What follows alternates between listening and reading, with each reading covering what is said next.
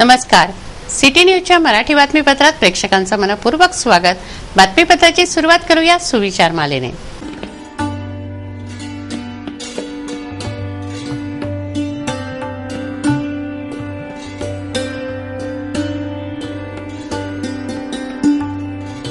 आता बघूया बातमीपत्रातील ठळक बातम्या.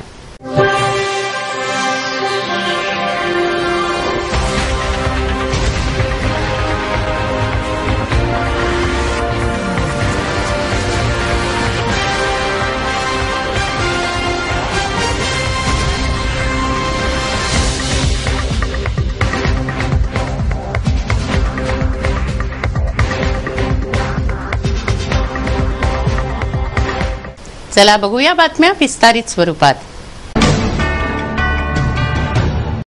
टांगा पडाव येथे बस स्टॉपवर चेन स्नेचिंग करून पळ काढणाऱ्या 2 भामट्यांना नागपुरी गेट पोलिसांनी पकडलंय. मारुती ओमनीमधून या चोरट्यांनी पळ काढला होता.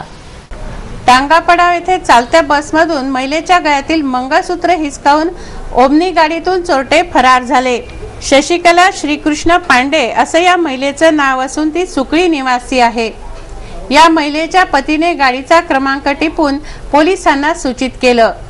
चेन स्नेचिंग करणारे मारुती ओमनीमधून पळ काढतात अशी माहिती पोलिसांकडे असल्याने मागावर असलेल्या पोलिसांनी ही ओमनी पकडली.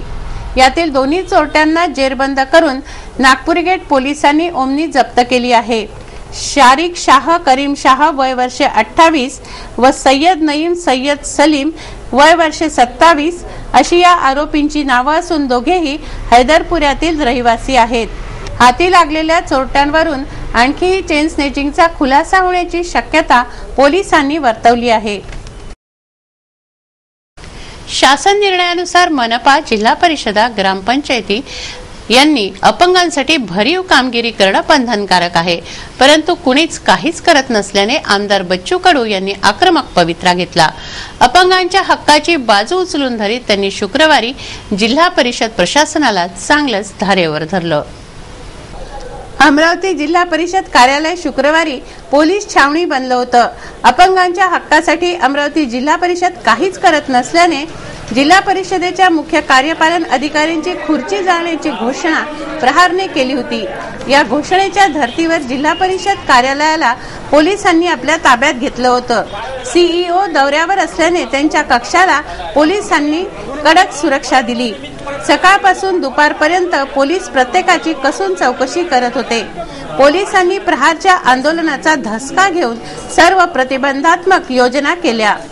शुक्रवारच्या दुपारनंतर आमदार बच्चू कडू जिल्हा परिषद कार्यालयात धडकले आणि एकच गलका झाला. तुम्ही 3% खर्च करत नाही. 3% अपंगाच्या भरपूर जिथलं अजून झाले नाही. तुमचा ग्रामसेवक पाठवत नाही. तो अपंग असून भरपूर पाठवत, पात्र असून पाठवत नाही. तुम्ही काय कारवाई काय? तुम्ही विद्यार्थ्यांसाठी शिष्यवृत्ती राबवा ना. तुम्ही शेवळ्या वाटून त्याच्यात पैसे खाणार, अधिक काही मशीन आणून त्याच्यात पैसे खाल्ल्यापेक्षा तुम्ही जे अपंग विद्यार्थी आहे, जे चांगले उच्च शिक्षणावर जात आहे, त्याच्यासाठी स्कॉलरशिप योजना का राबवत नाही? योजना राबवताना तुम्ही तारतम्य ठेवलं का? कोणाला पहिलं द्यायचं योजना? विद्यार्थ्याला, अपंग विद्यार्थ्याला देतो आपण. काही वाटत नाही त्याच्यासाठी आपण करावं. 3% करण्याबाबत माझं असं प्रावधान आहे त्याच्यामध्ये. आणि साहेब आम्ही हे योजना यांना धाडाव सांगितलं मी का त्या शेवड्याच्या मशीन वाटपापेक्षा पहिले तुम्ही तुमच्याकडे 22 लाख आहे त्याच्यातले 5 लाख तर विद्यार्थ्यासाठी ठेवा, जो काहीतरी आपलं आयुष्य बनवू शकता. पुढच्या याच्यात ठेवू का बरं? पुढच्या याच्यात चांगलं काम पुढच्या याच्यात का बरं? त्याच्यात काही बोलले आहे का तुम्ही? कंपनीशी काही लेनदेन कंपनीचं हे आहे, ऑनलाईन टेंडरिंग आहे. ऑनलाईन आपण 22 तुमच्या क्वालिट्या पाहिल्या ना त्या सायकलच्या, 3 चाकी सायकलची घरापर्यंत नाही जात ते सायकल. हातात त्याच्या हँडल येते तो चक्का वेगळा पडते. ऑनलाईन असता म्हणजे भ्रष्टाचार होत नाही असं म्हणणं आहे. ऑनलाईन आता सगळं देशात ऑनलाईन सुरू आहे तर भ्रष्टाचार होत नाही असं म्हणणं आहे का तुमचं? ऑनलाईन टेंडरिंग मध्ये तुमचं भ्रष्टाचार होत नाही असं नाही का? एकच जण 4 हे करतं, टेंडर टाकतं, झालं संपला विषय. पण माझं म्हणणं कसं आहे, या 22 लाखात तुम्ही 5 लाख विद्यार्थ्याला द्या ना. 5 लाख विद्यार्थ्याला काय देत ना? आता परत आपल्याला जीपीची मान्यता घ्यावी लागते. दोन्ही प्रोसेस करावं. कशाला? गृहीत धरून ठेवा. जीपीची मान्यता गृहीत धरून करा. काय फरक पडतं? करत नाही आपण. आणि ते ग्रामपंचायतचा निधी कधी खर्च करणार आपण? 3% ते कधी खर्च करणार? त्यासाठी स्कीम कोण बनवणार आहे? कसं आहे? तुम्ही जिल्हा परिषदनं 3% खर्च करताना तुमची स्कीम पाहिजे. स्कीम काय तुमची? फक्त मशीन वाटपांना लाभार्थी निवडीचे काय पात्रता आहे, काय निकष आहे, काही ठेवले नाही. मग तुमचा जिल्हा परिषद सदस्य सांगा, गेले वाटून दिले बा, वाटले ते. पण वाटताना पहिले माझं असं म्हणणं आहे, पहिले विद्यार्थ्यांना द्या. शासन निर्णयानुसार जिल्हा परिषद, ग्रामपंचायती, महानगरपालिका, नगरपालिकांना त्यांच्या वार्षिक अर्थसंकल्पापैकी कमीत कमी 3% निधी अपंगांसाठी खर्च करणं बंधनकारक आहे. परंतु या निर्णयाची प्रभावी अंमलबजावणीच होत नाही. ते का, हा सवाल बच्चू कडू यांनी यावेळी उपस्थित करून जाब विचारला. तरी आपण निकष तपासूनच त्याला मानला जातो. पण निकष कुठे लावले तुम्ही? काय निकष आहे? एका घरी 3 अपंग असले त्याचं काय करायचं? मी माझ्या गावात आता 3% दिले आमच्या ह्याच्यातून, ग्रामपंचायत मधून. तर आम्ही त्याला पहिले काय घेतलं का, ज्याच्या पहिल्या अपंगाची नोंदणी करून घेतली. नोंदणी केल्यानंतर किती अपंग आमच्या गावात आहे, त्यातले अतिशय सिरियस किती आहे, औषधीसाठी काही गरज असणारे अपंग आहे का, ज्याला तात्काळची मदतीची गरज आहे. तुम्ही सांगा, आता बेलोऱ्यात आमच्या इथं एका घरी 3 जण अपंग होते. मग पहिले मी कोणाला देऊ? कोणाला द्यायचं? तुम्ही केले निकष त्याच्यात? लिहिलं असं करा. ते हे योजना आखताना असं करा का पहिले एका घरी जर 2-2, 3-3 अपंग असेल, एकापेक्षा 4 अपंग जास्त असेल तर त्याला पहिले प्राधान्य. जो 70 ते 100% असेल तो सेकंड मध्ये घ्या आणि मग 60-40 वाले घ्या. तुम्ही ज्याच्या घरी 3-3 अपंग आहे राव, त्याचा विचार करणार नाही का पहिले? तर ज्या ग्रामपंचायतनं अजूनपर्यंत नोंदणी केली नाही आणि खर्च केला नाही आणि 3% अपंगाचा अपंग पात्र असताना तो दर्श कार्डात आहे, त्याचा 8 आहे, त्याला तो अपंगाचं प्रमाणपत्र आहे, तरी जर ग्रामपंचायत प्रस्ताव इकडे पाठवत नसेल तर कारवाई करा. तर ग्रामसेवकावर कारवाई करा. पत्र द्या आम्हाला. चव्हाण ते 2-3 ओळीचं पत्र लिहून आणा. तर ग्रामपंचायतनं 15 दिवसात प्रस्ताव पाठवले पाहिजे. किती दिवसात? 15 दिवसात. कसे? जो अपंग पात्र आहे घरकुलासाठी. अपंगांची मदत म्हणून हा शासन निर्णय अंमलात आणला गेला. जर या निर्णयाची अंमलबजावणी होणार नाही तर ही बाब खपवून घेतली जाणार नाही, अशी तंबी आमदार बच्चू कडूंनी दिली आहे. त्यांनी पत्रकारांशी बातचीत केली. महाराष्ट्रभर आम्ही पाहतोय का अपंगाचा 3% खर्च होत नाही. ज्याच्या डोळ्यानं दिसत नाही, ज्याला पायानं चालता येत नाही, ज्याचा पाय तुटला आहे, त्याच्यावरही जिल्हा परिषदच्या अध्यक्षापासून तर सीओपर्यंत आयएस झालेल्या ऑफिसरपासून ते रहम करत नाही. हा हक्काचा निधी सुद्धा त्या अपंग बांधवापर्यंत जात नाही, म्हणून आज ते आंदोलन होतं. त्याला 3% अपंग बांधवासाठी खर्च झाला पाहिजे, 3% अपंग बांधवांना घरं भेटले पाहिजे आणि त्याची नोंदणी गाव खेड्यापर्यंत होणं गरजेचं आहे. परंतु गेल्या 1995चा कायदा 15 वर्ष झाले, परंतु एकही आतापर्यंत निधी खर्च केला नव्हता. मग आज आम्ही त्याच्यासाठी आलो होते. शिओ लॉक लावून पळाले. किती दिवस पाहिजे ते आम्ही पाहू.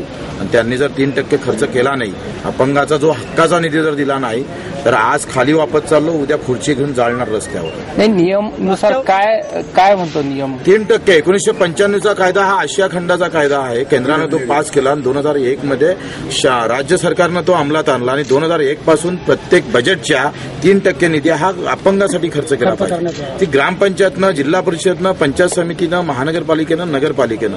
परंतु महाराष्ट्रभर गेल्या 2 वर्षापासून आम्ही राबवतो. प्रत्येक जिल्ह्यात आंदोलन करतोय आणि जिथं जिथं आंदोलन करतोय तिथंच कुठेतरी काहीतरी कारवाई होते, अत्यंत होत नाही. म्हणून हे प्रत्यक्ष प्रत्येक ठिकाणी कारवाई, आंदोलन केल्यापेक्षा जिल्हा परिषद अध्यक्ष म्हणा किंवा जी आम्ही गाव खेड्यातून निवडून येणाऱ्या माणसानं यांच्यासाठी रहम केलं, काही ना काहीतरी हक्काचा निधीसाठी समोर यावं. आणि हा 3% साठी घरकुलं सुद्धा दिले नाही.